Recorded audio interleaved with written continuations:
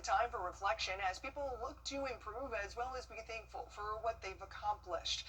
Businesses downtown are also doing some reflecting and making goals for 2026. The year was a busy one for many businesses on Broad Street.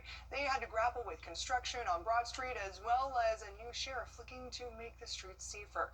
We spoke with Art on Broad to find out what they're looking forward to this year. We are just looking forward to putting all of the madness of the holidays behind us and continuing to see our everyday regular patron and then the new customers that come in because they're here for a convention or maybe they're passing through on a road trip. And I feel confident that we'll continue to see, good business throughout the year. And you can hear from more businesses and more from Art on Broad on our website, wrdw.com. And a safety alert closer to home. People in Clarks Hill are being asked to boil their water. The boil water advisory are for people living in the area of William Thurman Senior Drive to Lost Wilderness subdivision. People in this area should boil their water for a full minute before drinking or cooking. We'll let you know when this advisory is lifted. And if you've been on social media recently, and are you getting ready to hit the skies? Well, on the other side of this break, we'll tell you what you need to know if your luggage gets lost or damaged. I'm Mike Costello. The region for your Friday, 40% chance of rain for your Saturday there. Will dip down back below 70 degrees and then back to normalcy right around average there to wrap it out as we head towards the end of next weekend. Definitely looking forward to the weather this week. Thanks, Malik. Well, AAA projected more than 8 million travelers would be flying around the country this holiday season. That's a lot of luggage to keep track of. So what are your rights if your bags are lost, damaged, or delayed? Jen Picano has the specific things you should do before you check your bags and what you can do to get what you're owed. With millions of Americans traveling this holiday season, someone's luggage is bound to get lost, damaged, or left behind. Cleveland consumer class action attorney Danny Karen says the Department of Transportation requires air carriers to make it right when this happens. They have to provide reasonable reimbursement up to $4,700. So who is the person or the entity determining what is a reasonable reimbursement? Because that is probably differs depending on who you're talking to. Well, the airline is going to, and if you don't like it, maybe you take them to court. Maybe you take them to a small claims court. Karen says if you're traveling with anything you value, take a picture of it in your luggage to provide proof. Then if it's lost or damaged, you'll be prepared for any predictable pushback from the airline when you ask for reimbursement. Be reasonable. Be thoughtful. If you're traveling with clothes, ask for the cost of your clothes. Now, of course, if it's a nice high-end outfit, they're going to say, hey, listen, prove it. And Karen says when you're reaching out for reimbursement, as is your right, don't do it over the phone or email. Letters get responded to. They're not like emails. They don't get deleted. They don't get not read. They get marked received and sent somewhere. And I always write to customer service. I write to the CEO. And I write to the chief legal counsel. And I don't just write a letter. I send it certified mail, return receipt requested, so I know they got it.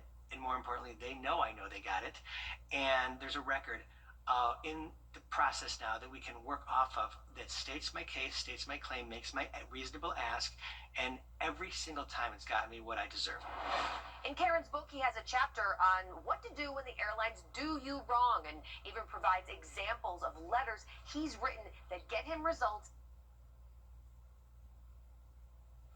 And speaking of holiday travel, the Georgia Department of Public Safety is sharing the number of holiday travel accidents in the state. The state reported 244 crashes this travel season with 7 deaths. 35 crashes were with people under the influence. Law enforcement across the state reported 255 DUI interactions and 308 distracted driving interactions. And a safety alert for people looking to take down their Christmas lights. How to take them down safely. Next.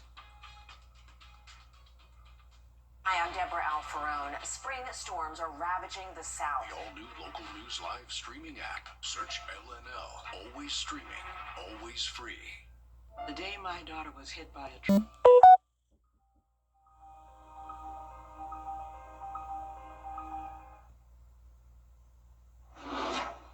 Welcome back. It's the new year, and if you still have Christmas lights up, it may be time to start taking them down.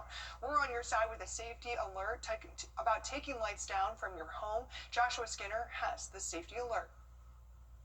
You know, when it comes to Christmas lights, people are often thinking about putting them up, but not necessarily taking them down. But as homes get newer and roofs get steeper, it's best to leave stuff like this to the experts. Cody Sullivan makes a living going up. And you know, it's just like anything, practice makes perfect. And that's exactly what his business, Dow Services, does in the weeks after Christmas. You know, they're all connected together, so they just pull off nice and easy. On a brutally windy day, Cody is crawling up and down homes in Ackworth, taking down Christmas lights.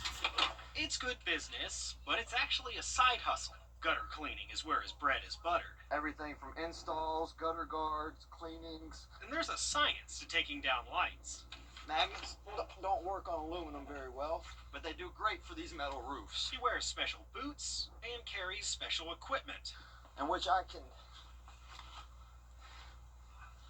have a place to stand. Creates a level surface. It's eerie from below, downright nauseating from above. Lights are removed and color-coded for easier placement next Christmas. I've already used red, I've already used orange, I've already used yellow. And then painstakingly untangled and placed in storage. Then it's on to the next home, which is somehow steeper. It feels like cliffhanger sometimes. Cody says he'll get calls to remove lights all the way into February, and the number of people needing services increases each year, Alrighty. requiring one to nimbly navigate rooftops and putting Christmas in storage. I definitely got some strong legs. On the roof, Joshua Skinner. Now it's time to get down without dying. If you're looking to do it yourself, the best advice is to take your time. Another helpful tip: have a spotter. And we're on your side with the safety alert. The South Carolina Department of Public Health gave a rare weekend update to the measles outbreak.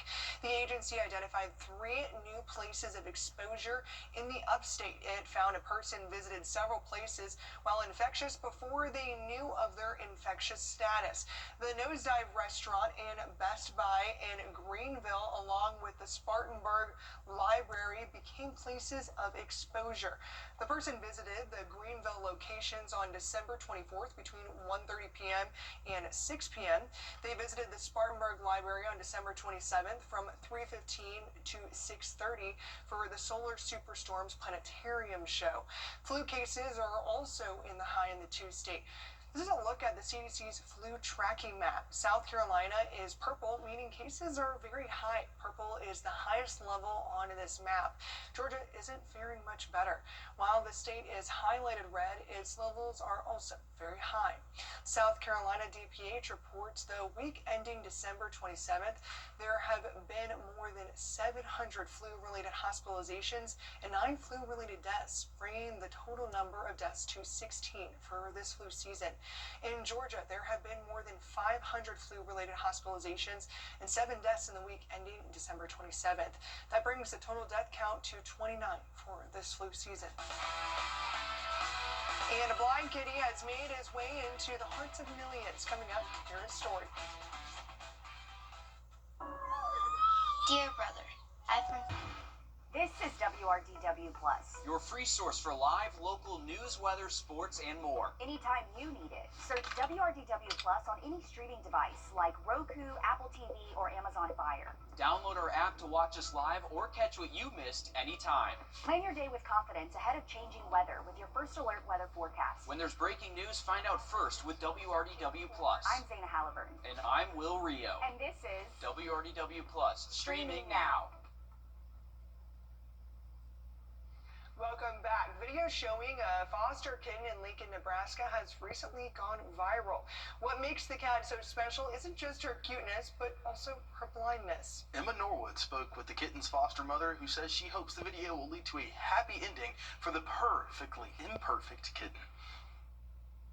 The Beatrice Humane Society rescuing a 7-week-old kitten found in the middle of a road in Wymore with a serious infection in both eyes. Lilbit undergoing surgery to get both eyes removed, leaving her with a new way of navigating life.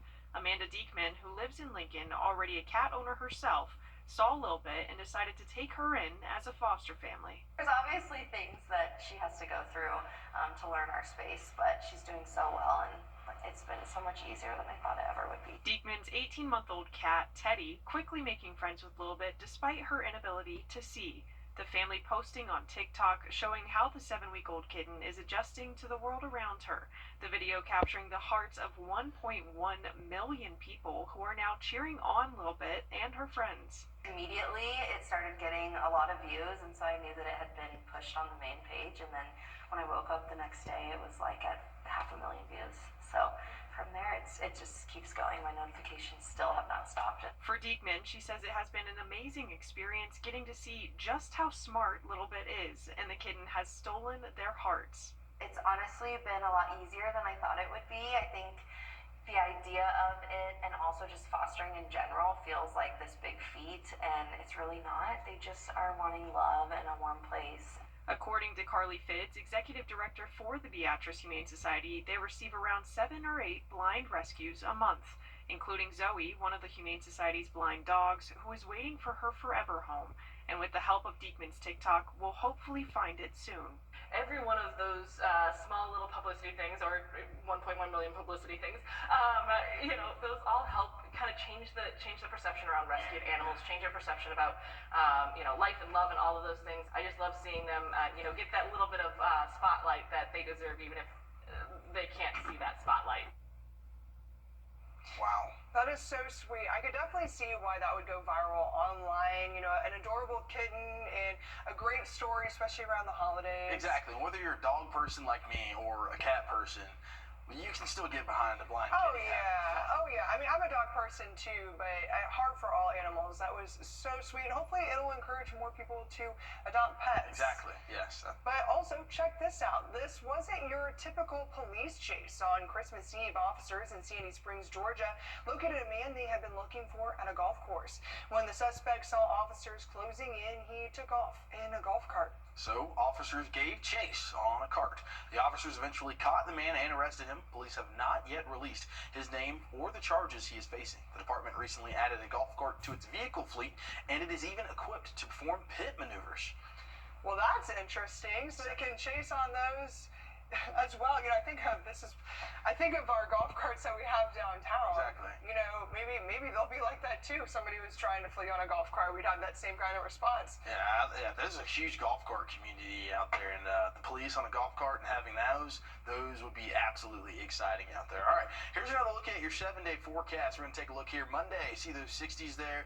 Tuesday, we'll be back into the 70s there. We're going to be warming up quite nicely as we head throughout the rest of the week, but we're going to start seeing these clouds are going to be sticking around, so it'll be feeling warm out there, but it's not going to be great tanning weather at all. We're going to have some clouds passing through each and every day, but as the time we head towards late into next weekend, we'll start adding those rain chances back, so we want to look out for that as we get closer to it, but we'll start to see those temperatures cool as we head towards late and next weekend. Well, I'll enjoy the 70s while they come back for a bit. Thanks for joining us at 6. We'll have... I'm John Morgan of Morgan & Morgan.